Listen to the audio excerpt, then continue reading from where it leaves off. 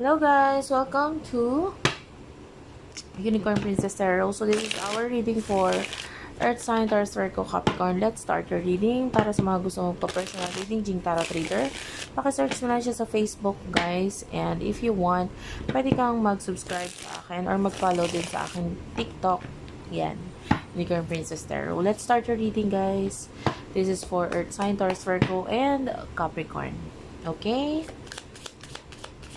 Pasensya ka na kapag nagalaw yung camera ha, kasi hindi ko maiwasan guys pag nagagalaw yung table, pag nagsha-shuffle ako. Two of Wands is here, followed by the Strength card, and it is in reverse, okay? So, sa nakikita natin ngayon, you do have plans, no? Maganda yung mga plano mo, but yung iba sa inyo nag-aalangan ka, or parang hindi ka pa sure, 100% whatsoever, or yung iba sa inyo ay,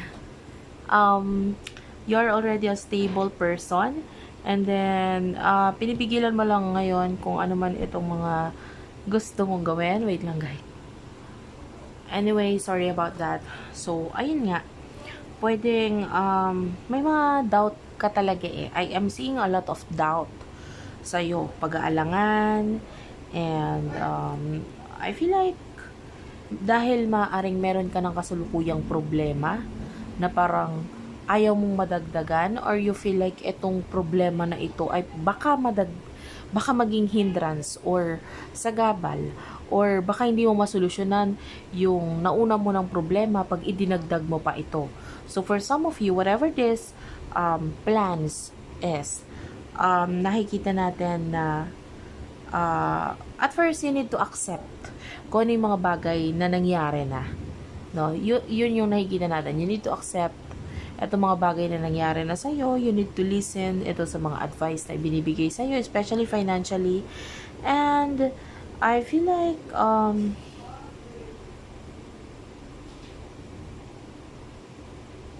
don't know, kung may mga kasalanan yung ibang tao sa'yo, you need to forgive and forget. That's it. Para makapag-move on ka sa bagong kakaharapin mo pa, or bagong plano na ito. Anyway, let's talk about this. Ano yung advice sa'yo ng spirit guides towards this with regards to your plans? Okay, you do have the Five of Swords. There's this conflict. Ayan, and pwedeng natatakot ka because of the failure na pwede mong maranasan. So, ikaw nag-advance thinking ka rin naman na pwedeng baka ito'y mali, baka ito'y hindi, baka may mga mawala pa sa'yo dito. Wait lang guys. Okay, sorry about that. Anyway, I feel like if you are completely not ready regarding dito, so, ang advice sa'yo is, although this is, a very good plan or very nice plan, kung ano man ito, I'm seeing a lot of kailangan mo lang munang gumawa ng first step regarding dito. Pero alam mo sa sarili mo, kung hindi ka pa completely handa, wag mo munang ituloy. Pero kung alam mo naman na handa ka na kaya mo, and whatever that problem is na kinakaharap mo is, alam mo na sa sarili mo na this is just a chance. Itong problema na ito, nakikita mo ito as a chance for you to have changes and to make, something. No, yung iba sa inyo, lalo na kung ang plano mo ay nabuo lang dahil sa problema na ito na kinakaharap mo, then maybe itong problema na ito, tulong lang para sa iyo ito, para magawa mo or ma-actionan mo itong plano na ito. So, if that is you, na alam mo yung problema mo ay itong plano na ito ay nabuo dahil doon, then might be, kailangan mo lang umalis sa iyong comfort zone, kailangan mong aksyonan, pero step by step. Okay, hindi mo kailangan magmadali. But if you are that person na yung kasalukuyang problema mo ay wala namang kinalaman dito sa kung ano man itong pinaplano mo na ito, etc. And then, the advice for you is to finish that problem first. Ayusin mo muna, then saka mo subukan itong kung ano man itong bago na ito. Okay? So, Pagdating sa love, sino itong person na kakonect mo? Earth sign. For Earth sign, pagdating sa love. Tell me, Spirit Guides, Angel Guides, pagdating sa love. For Earth sign, please. For Earth sign, please. The Three of Cups is here. These are friends. So, yung iba naman sa inyo, pwedeng wala ka namang love na involved or whatsoever, but you might be shining right now pagdating sa support nitong mga kaibigan mo na ito, or maybe colleagues, kung sino ito lagi mo nakakasama. The Magician is here.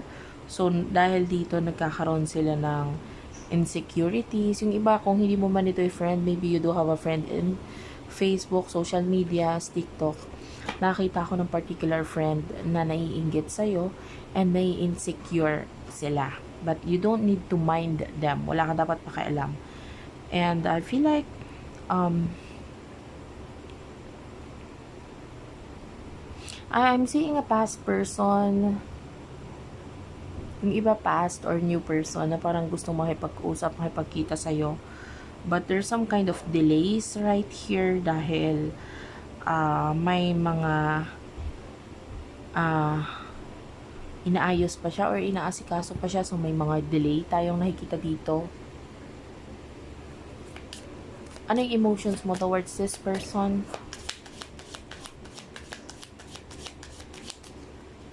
Okay. Emotion mo, you do have here the Five of Pentacles. Sorry, this is the King. Ang binasa ko kasi is the number. And this is number 5. Actually, may mga number 5s talaga dito. Especially with the 3 and 2. Pag inad mo yan, that is number 5. And that's the number 5 here. So, maybe there's changes. The number 5 is the number for changes. And maaaring may changes kang ginagawa. Or pagdating sa emotion mo, pwedeng may mga changes dito. Especially there's number 10. So, might be in-end mo na kung ano man. Or nag-end na. If this is a past person, nag-end na kung ano yung dating nararamdaman mo para sa kanya. And with the Hermit, this is the sign of Virgo. For now, you're isolating yourself. Hindi naman umiiwas, but you know, yung focus mo ngayon is yung sarili mo. And with regards to this person, pwedeng may curiosity ka pa rin nararamdaman para sa kanya. Curious ka pa rin kung anong emotions niya, kamusta na ba siya, etc. But you are more focused sa iyong goals, okay? Ano namang emotion niya para sa'yo? For the sign of Earth sign, please. Emosyon ng taong ito para sa'yo.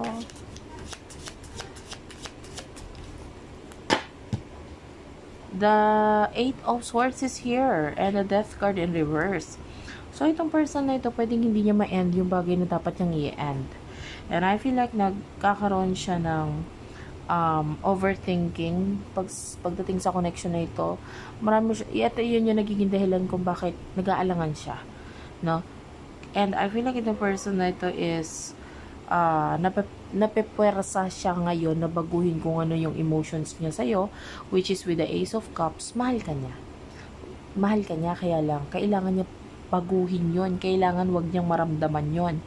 And this person is maybe nagpo-focus siya sa self-love, you know, I have to love myself, I shouldn't love Earth sign, ganun yung energy niya. Hindi kita dapat mahalin, bawal kitang mahalin, etc. Kailangan mag-focus ako dito sa aking sarili. Napipilitan siya na walang gawain dito sa connection na ito. Pero ang totoo niyan, mahal ka niya. So, maybe, lalo na if you do have your Three of Cups, if this is your friend, your colleagues, katrabaho, empleyado, so might be, hindi, dapat work lang tayo, huwag tayong ganon. So, ano lang siya, nagpapaka-professional. So, what will happen in the future for you, Earth sign, in the near future for Earth sign, please?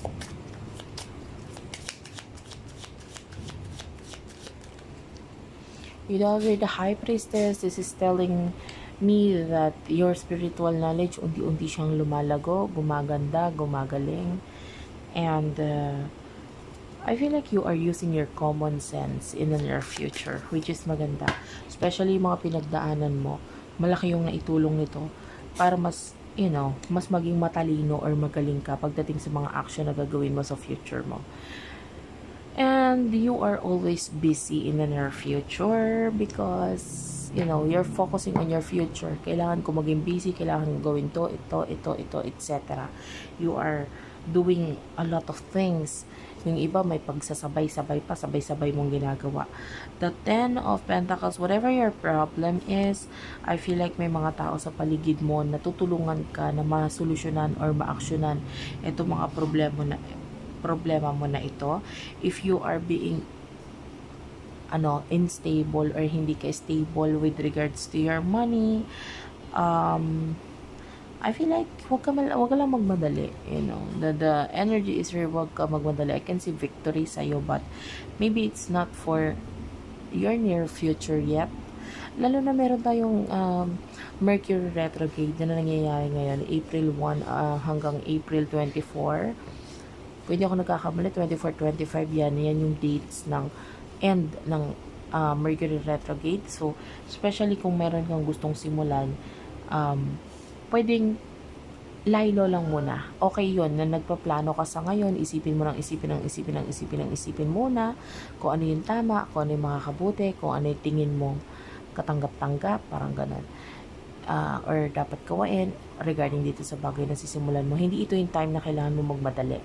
Okay, maybe May or kalagitnaan ng May, yan, tsaka mo siya gawain or isa katuparan. Ayan. Anyway, in the near future for Earth sign, please. This is your person. You do have the Page of Wands, the Ten of Cups, and the Ten of Pentacles. Pag naayos niya na rin yung problema niya na dito, I am seeing that there's a problem here na tinatangkang ayusin itong person na ito. And pag naging okay na, especially yung kanyang family, etc., yung kanyang mga unhealed or mga nakaraan na hindi pa nag-heal sa puso't isipan niya, pag nag-okay na to, this person is going to message you. This person is going to message you, communicate with you, especially regarding money. May money na involved dito. And I feel like you do have the Six of Swords. So this is the energy of a deeper level of communication, journey together. Naging matagal itong connection na ito, but with the Hanged Man, kasi maraming kakulangan sa sarili, kaya hindi nakapag-decide kung ano yung dapat gawin. So, hayaan mo lang itong person na ito to do that. And that while you are focusing on yourself, on your goals, hayaan mo lang din naman siya. Kusa siyang dadating sa'yo. Thank you for watching, guys. I love you all, and bye-bye.